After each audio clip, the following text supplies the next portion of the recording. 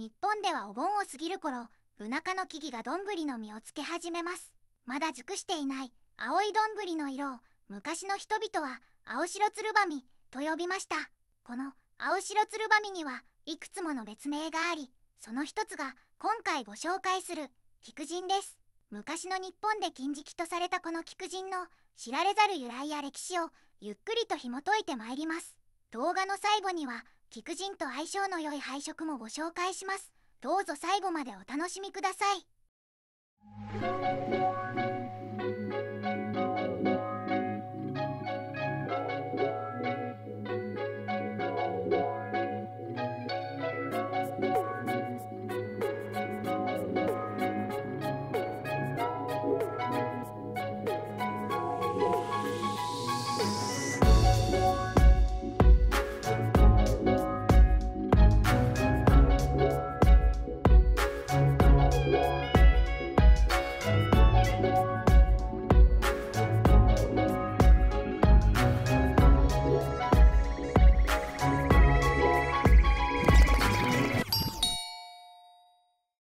皆さんこんにちは。シェイズオブニッポンです。このチャンネルでは日本の美しい伝統色を一色ずつ取り上げ、ゆっくり丁寧にご紹介しています。今回ご紹介するのはかつて金色とされた日本の伝統色、菊人です。本日は緑系の色ということで、僕ずんだもんがご案内いたします。この不思議な響きを持つ色名にはどのような意味や文化的背景が隠れているのでしょうか。灰身を帯びた静かな緑がきっと皆様の心を捉えるはずです。それではこの色の奥深い世界を一緒に探っていきましょう。菊人はJISの慣用色名には該当する色がありません。ですが菊人をはじめ伝統色のカラーコードは多くの書籍やウェブサイトで様々に紹介されています。その中から今回は動画作成の際にいつも参考にさせていただいている DIC のウェブサイト和食大辞典に掲載されている数値を採用しました。菊人、明るい灰身の黄緑系の色、他にも灰身の黄緑、くすんだ青緑色など様々な表現があります。菊人という名前の通り、麹カビのようなくすんだ黄緑色というのが最も一般的な説明です。この菊人には他にも複数の呼び名があります。それらの呼び名については菊人のご説明を進める中で順次ご紹介してまいります。一つ目の別名は冒頭でも少し触れた青白つるばみ、青白つるばみです。つるばみとはブナ科のクヌギやナラ、カシなどに実るどんぐりを総称する奈良時代の古い呼び名です。この色名は未熟な緑のどんぐりの色を指すという説のほか、色が灰身を帯びているという特徴を表すためにつるばみという語が用いられたとする説もあります。平安時代中期にはすでにこれら2つが同じ色として扱われていたようです。この時代に源孝明によって記された宮中の年中行事の作法書西宮記の中にも青白つるばみと菊人が同じ色であることが記載されています。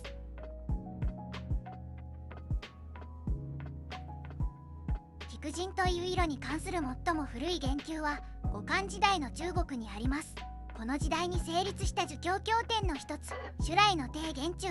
定元による注釈です。ここでは王侯が着用する衣の一つで菊衣と呼ばれる衣の色が菊人のごとしと表現されています。この色は麹カビの菌糸の色と考えられていますが、中国の麹の菌糸は黄色であるため、当時の中国では黄色、薄黄色を指していたとされています。実際に20世紀初頭の中国の辞書次元でも菊人は酒麹の金の色で薄黄色と説明されています。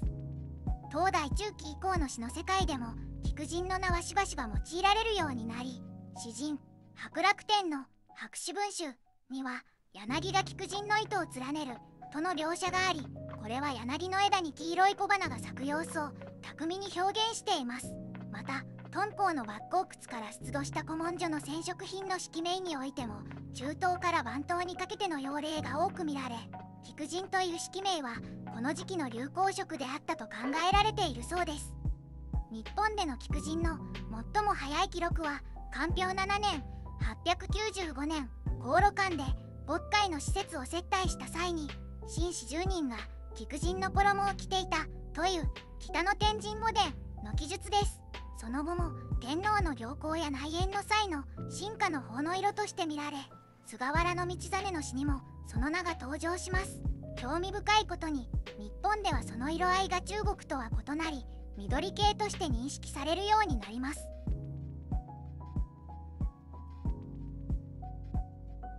日本での菊人はくすんだ緑色であり、中国の文献の中で表される菊人の色とは異なります。この違いは麹カビの種類の違いによるものです。東洋で用いられていた麹は2種類に分類できます。一つは餅麹で、日本以外の東洋の酒はほとんどこの麹が利用されています。もう一種は日本酒だけで利用されているバラ麹であり、それぞれ着生するカビの種類が違います。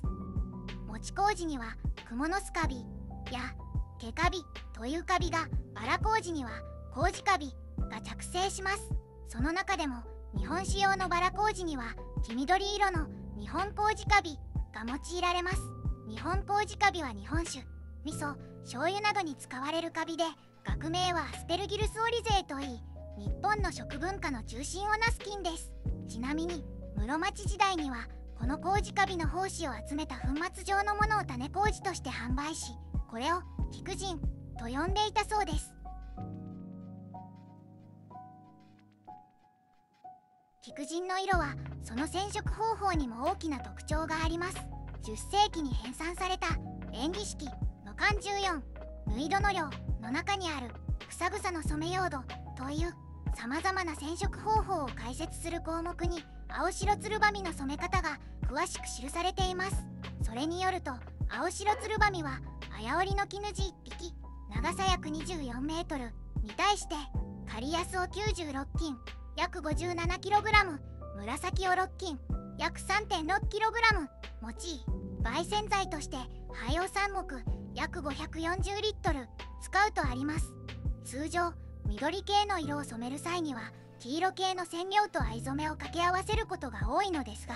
菊人の場合は刈安の黄色に紫の青紫を重ねるという非常に珍しい方法で染められていました。また黄色と紫は補色の関係にあり、掛け合わせることで色が濁り灰みがかった複雑な色味となります。この菊人は天皇の正式な方である黄櫨染と並び、日本の伝統的な染色の中でも最も困難な染色の一つとされています。紫を使った染色自体が非常に難しく、そこに刈安を重ねて色を出すのは極めて高度な技術を要します。この高度な技術の賜物であることが、菊人や黄櫨染が天皇のみに着用を許された金色であるゆえんの一つではないかと考えられています。菊人の最大の特徴は光源によって生地表面の色に変化が現れることです。室内のほのかな明かりの中では薄茶色に見えるとされていますが、ひとたび太陽の光の中に立つと緑の色が際立つように見えるという不思議で魅惑的な色です。さらに緑から焦げ茶、そして金色に変化するという表現もあります。この変化は夜の縁石のかがり火の下でも見られ、昼間と同じような色の変化を見せたと言われています。これは古代の人々にとって神秘的な現象と捉えられたことでしょう。このような光の当たり具合で見え方が変わる特性もまた菊人や黄櫨染が金色であるゆえんの一つと言われています。ここで菊人の2つ目の別名山鳩色という色名についてご紹介させてください。山鳩という言葉は一般的に山林に生息する青鳩やキジバトなどの鳩の仲間を指します。この青鳩やキジバトの羽は光の当たり方によって茶色や緑色に見え、その色味や変化の様は菊人と似ていることからこの別名がついています。これらの色名は厳密に一つの色を指すというよりは、ある特定の質感や光沢、そして光による変化を含んだ色合いをも示す非常に奥行きの深い色名であると言えるでしょう。古典文学の中においても平家物語、漢第11選定五十水や選定身投げと呼ばれる段にこの山鳩色が出てきます。段の裏の合戦も終盤となり、いよいよ平家の敗北が見えてきます。わずか8歳の安徳天皇が三井の尼平清盛の妻安徳天皇の祖母に抱かれ海に入水するというとても悲しくそして有名な源平合戦のクライマックスの場面です。山鳩色の御意にびんずら言わせたまいて御涙に溺れちいそう美しき御手を合わせまず東を伏拝み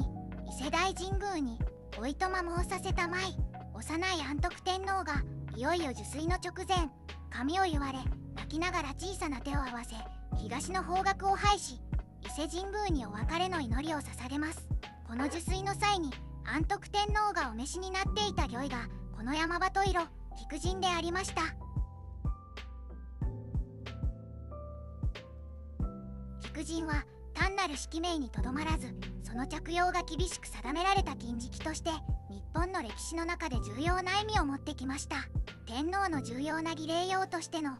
最も格式高い装束黄櫨前の御法が絶対禁食とされ天皇以外は一切着用できなかったのに対し菊人の方は比較的軽い通常の方としての位置づけでした。またこの菊人の方は他にも青白鶴羽の方さらに青色の方などとも呼ばれていました。天皇の着用例としては鴨岩清水臨時祭へのご出御などがあり黄櫨前の御法と同様に桐竹法王門という文様が織られていました。皇太子は読書始めなどに上皇は平安時代後期から鎌倉時代にかけて天皇の行幸を迎える際などに着用されていました。臣下の着用例としては6位のクロードが代表的です。クロードは天皇の秘書官的な役割を担っておりました。ただし天皇や上皇が菊人の方を着用している時は当然ながらクロードは着用を控えていたようです。菊人の方は青色の方とも呼ばれていましたと先ほどお話ししましたが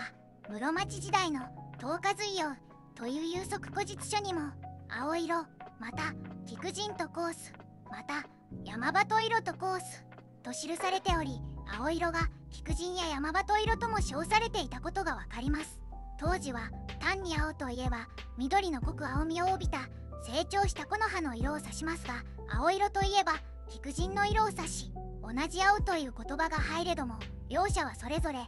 全く異なる色を表す式名でした。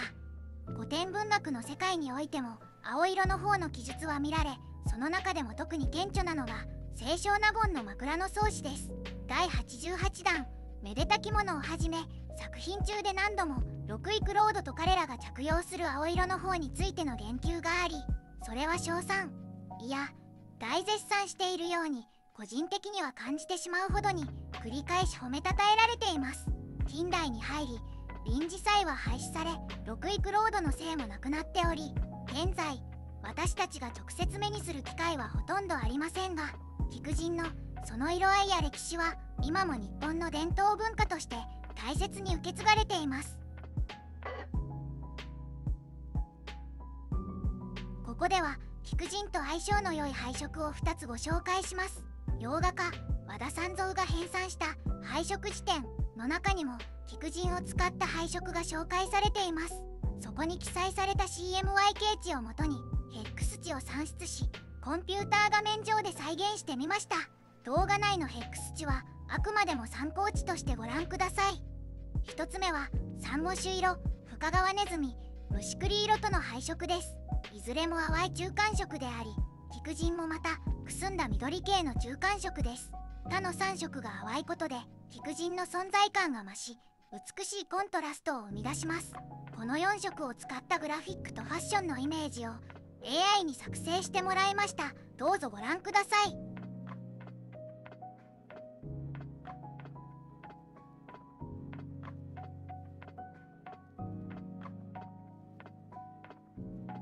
2つ目は卵色、橙色、ミル色との配色です。この配色は配色辞典応用編の中で7月の配色として紹介されていました。夏に入り太陽の色も強さを増し木々の緑も深さを増しているそんな力強く活気のあるアースカラーの配色であると言えるでしょう。これら4色を使ったグラフィックとファッションのイメージを引き続きご覧ください。